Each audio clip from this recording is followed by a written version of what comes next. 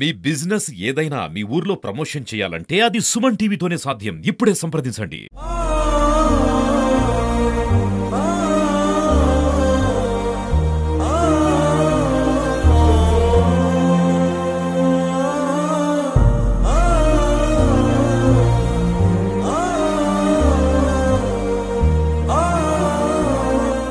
నమస్తే, welcome to Suman TV. కాకినాడలో ఘోరం చోటు చేసుకుంది. మద్యానికి బానిసైన భర్త వేధింపులు తాళలేక ఓ వివాహిత ఆత్మహత్య చేసుకుంది. కాకినాడలోని అచ్యుతాపురం ప్రాంతానికి చెందిన తలాటం స్వాతి సురేష్ ని గత 8 సంవత్సరాల క్రితం ప్రేమ వివాహం చేసుకుంది. వీరికి 2 పిల్లలు ఉన్నారు. ఒకళ్ళు 5 సంవత్సరాలు, అలాగే ఒక పాపకి 6 నెలలు.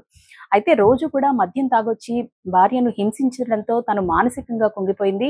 భర్త ఒక క్యాబ్ డ్రైవర్ గా పనిచేస్తున్నాడు. అలాగే తను బీఫార్మసీ పూర్తి చేసి కాకినాడలోని కర్ణంగారి జంక్షన్ లో ఉన్న అపోలో ఫార్మసీలో ఉద్యోగం చేస్తోంది. అయితే భర్త సంపాదనతో పాటు భార్య సంపాదనను కూడా తను తాగుబోతుగా మారి తాగడానికి డబ్బంతా కూడా ఖర్చు చేస్తున్నాడంటూ కూడా చాలా సార్లు వాళ్ళ దగ్గర బాధపడడం అయితే జరిగిందంటూ కూడా అక్కడ వారు చెప్తున్నారు. అలాగే మద్యానికి బానిసైన భర్త తను నిత్యం వేధించడంతో మానసికంగా కుంగిపోయింది. తాను చావాలంటూ కూడా కఠిన నిర్ణయాన్ని తీసుకుంది. అయితే ఎప్పుడైతే ఘటన జరిగిందో అంటే ఆదివారం రాత్రి కూడా భార్యాభర్తల మధ్య తీవ్ర వాగ్వాదం జరిగిందంటూ కూడా చెబుతున్నారు.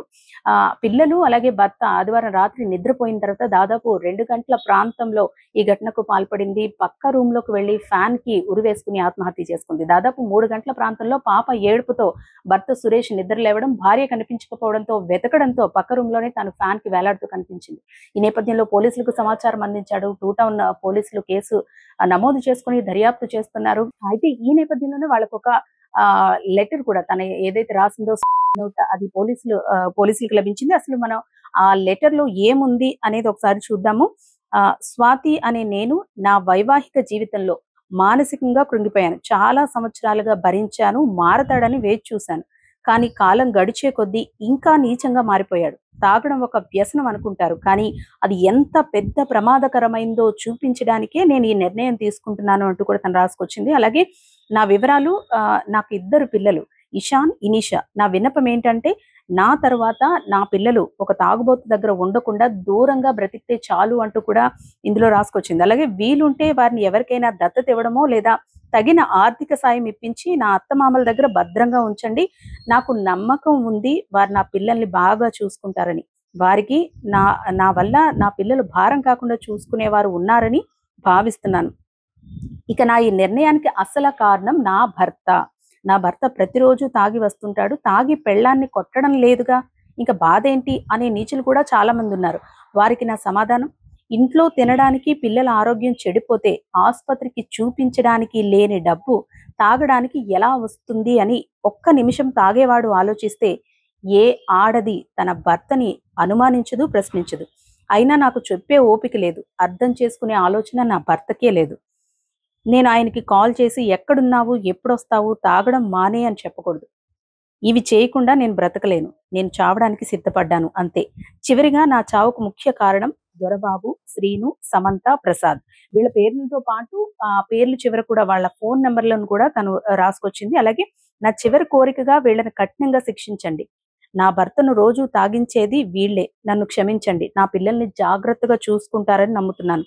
అన్నయ్యలుగా మీరు వాళ్ళకు ఉంటారని కూడా నమ్ముతున్నానంటూ కూడా రాసుకొచ్చింది. అలాగే మీరు చెప్పినట్లు విననందుకు క్షమించండి. అంటే తను ప్రేమ వివాహం చేసుకున్న నేపథ్యంలో పేరెంట్స్ ని ఉద్దేశించి రాసినట్లుగా కూడా మనకు అర్థమవుతుంది. మీరు చెప్పినట్లు విననందుకు క్షమించండి. పిల్లలు తాగుబోతుని కోరి పెళ్లి చేసుకున్నావు, అనుభవించు అని జనాలకి అవకాశం ఇవ్వకుండా, అంటే తాగుబోతుని పెళ్లి చేసుకున్నావు కదా నువ్వు భరించాల్సిందే అని జనాలు ఎదురు తనకి అనకుండా ఉండేందుకే నేను నిర్ణయం తీసుకుంటున్నానంటూ కూడా రాసుకొచ్చింది. నేనే శిక్షణ తీసుకుంటున్నాను. నా చావుని ప్రతిరోజు నా పిల్లలకు చెబుతూ వాళ్ళను పెంచండి. ఇట్లు స్వాతి అని రాసింది. అంటే క్షణికావేశంలో తీసుకున్న నిర్ణయమే కావచ్చు కానీ తను ఎంత మానసికంగా కృంగిపోయింది, ఎంత టార్చర్ అనుభవించింది అనేది మనకి ఈ లెటర్ ద్వారా తెలుస్తూ ఉంది. స్వాతియే కాదు, ఇలాంటి ఘటనలు ఎప్పుడు కూడా పునరావృతం అవుతూ ఉంటే చాలా మంది మద్యానికి బానిసై ఇంట్లో భార్యను వేధించడం జరుగుతుంది. కానీ ఎంత వేధించినప్పటికీ కూడా ఇంత కఠిన నిర్ణయం తీసుకోకుండా ఉంటే మంచిదంటూ కూడా చాలా మంది అభిప్రాయపడుతున్నారు. ఎందుకంటే పసిపిల్ల 6 నెలల పసికందుతో పాటు 5 సంవత్సరాల కొడుకును కూడా వదిలి తను ఈ కఠిన నిర్ణయం తీసుకుంది. అంటే తన భర్త డ్రైవర్ గా పనిచేస్తూ వచ్చిన జీతంతో పాటు పిల్లల్ని చూసుకునేందుకు తానే జాబ్ చేసుకుంటోంది. ఆ డబ్బును కూడా తీసుకెళ్లి బెదిరించి తీసుకెళ్లి ఆ డబ్బుతో మద్యం తాగుతున్నాడంటూ కూడా తను మానసికంగా కృంగిపోయింది. అలాగే ఆర్థిక ఇబ్బందులు ఎక్కువైపోయాయి. ఓ పక్క పిల్లల్ని పోషించుకోలేక, మరో పక్క పిల్లలకి ఏదైనా అనారోగ్య సమస్యలు వస్తే ఆసుపత్రికి తీసుకెళ్లేందుకు కూడా కనీసం డబ్బులు లేకపోవడంతో తను మానసికంగా కృంగిపోయి ఇంతటి నిర్ణయం తీసుకుంది. అయితే మద్యానికి బానిసైన తన భర్త తన చావుతోనైనా మారతాడేమో అన్న చిన్న ఆశను చూపించింది, కానీ పిల్లలు అనాథలైపోతారన్న ఆలోచన అయితే తను ఆలోచించలేదని చెప్పుకోవాలి. అందరికీ నమస్కారం అండి. మాది కాకినాడ జిల్లా జగ్గంపేట మండలం రామవరం గ్రామం చెందినటువంటి మేకా సత్యబాబు రఘుపతి చెందినటువంటి కుమార్తెని కాకినాడ కన్నంగారి సెంటర్లో ఉన్నటువంటి సురేష్ అనే వ్యక్తి వాళ్ళ కుటుంబ సభ్యులతో కలిపి మొన్న ఆదివారం రాత్రి ప్యానకు ఉర్రేసి ఆ అమ్మాయిని నిర్దాక్షిణంగా చంపేశారు. మరి 2 రోజులు బట్టి మరి 1 town police station 2 town police స్టేషన్లో కేసు పెట్టడం కూడా జరిగింది. ఎఫ్ఐఆర్ వేయలేదు. మరి వీళ్ళతో ఏదో మాట్లాడమని చెప్పారట ఎస్ఐ గారు, చేయలేదు. మరి ఈ రోజు వీళ్ళు ఏది మాట్లాడిన పరిస్థితిలో ఉన్నారు. తక్షణమే ఆ కుటుంబ సభ్యుల్ని, అత్తగారిని, మామగారిని, మరి ఎవరైతే వాళ్ళ బావగారిని, తోటికోడల్ని, మరి ఆ భర్త ఎవరైతే సురేష్ ఉన్నాడో సురేష్ని అతను 4 పెన్షన్ తీసుకొచ్చి ఆ అమ్మాయితో హెరాస్మెంట్ చేసి అమ్మాయిని టార్చర్ పెట్టి చంపేశారు. వారిపై తక్షణమే చర్యలు తీసుకుని కేసు పెట్టి వాళ్ళు తగిన చర్యలు చేసి ఈ ఫ్యామిలీని న్యాయం చేయాలని చెప్పి కోరుకుంటూ సెలవు తీసుకుంటున్నాం. మొత్తానికి ఏది ఏమైనా క్షణికావేశంలో తీసుకున్న ఒక నిర్ణయం ఇద్దరు పిల్లల్ని అనాథలుగా మార్చిందనే చెప్పుకోవాలి. ఎంత వెనక ఎవరైనా చూసుకున్నా సరే తల్లి లేని లోటు ఆ పిల్లలకి జీవితంలో ఎవ్వరూ తీర్చలేరు. అలాంటి కఠిన నిర్ణయం తీసుకుని పిల్లల్ని అనాథలను చేసిందని చెప్పుకోవాలి. ప్రస్తుతం అయితే కాకినాడలో ఈ ఆత్మహత్య పెను సంచలనమే సృష్టిస్తోంది. తలాటం సురేష్ ఎవరైతే ఉన్నాడో తనని కఠినంగా శిక్షించాలి, తన ఫ్రెండ్స్ ను కూడా శిక్షించాలంటూ కూడా తన లెటర్ లో రాసుకొచ్చింది. మరి దర్యాప్తులో ఇంకా ఎటువంటి నిజాలు తేలుతాయనేది మనం వేచి చూద్దాం. కెమెరా పర్సన్ చిన్నతో అనుశ్రీ, సుమన్ టీవీ, కాకినాడ.